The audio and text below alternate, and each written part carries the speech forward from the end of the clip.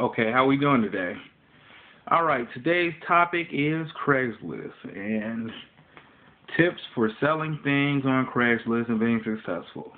Okay, a lot of people are eBayers, hardcore, strictly, and I respect that, but I don't agree with it. A lot of times on eBay,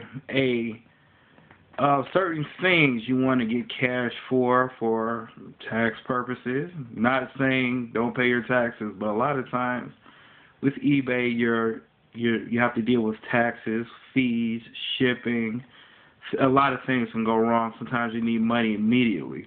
You have an iPad, you could sell it in 24 hours, not 7 days. Because with eBay, even when you sell things, it may be a 1-day sale or it may be a 3-day sale, 7-day sale, but a lot of times eBay holds the money till the person receives the product and has a chance to open a case or dispute. Or they may open a case or dispute and you've done nothing wrong. Maybe they thought it was going to be pink or blue, and they didn't read the listing right, so they open a case. Your money is being held up because of a mistake that they made. So some things I like to sell on Craigslist. Now here are some tips for that. First things first, you want a Google Talk number.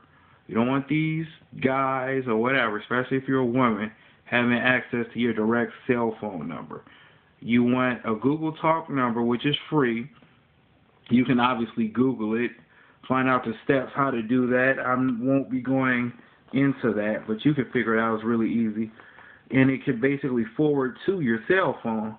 So any calls or anything you have, they don't have your direct number.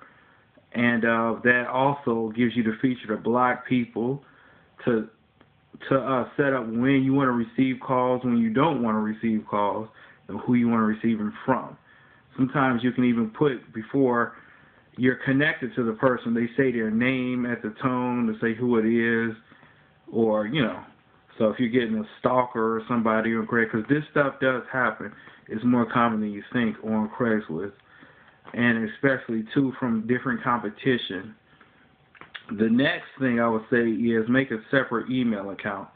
There are so many scams on Craigslist that you don't want to be flooded with a lot of these scammers, because if you have your email and your Craigslist email the same thing, you really don't know, like some of these offers or some of these links you're getting, is this Craigslist stuff or is this a legitimate job offer? They may have you sign up an account. Most people use the same thing. It's a lot of stuff. So basically have separate email for Craigslist. It can save you a lot of headaches. And don't travel. After you set up your posting or whatever, you have your number on your posting, put right on your posting, I will not travel. You have to meet me at this public location. Obviously don't have anybody come into your house or anything like that. You want them to meet you someplace publicly, and you will not travel at all. Okay, next thing is make sure your listing is professional. Make sure you have your number, your Google number, on the listing so they don't have to worry about emailing you. They can call you.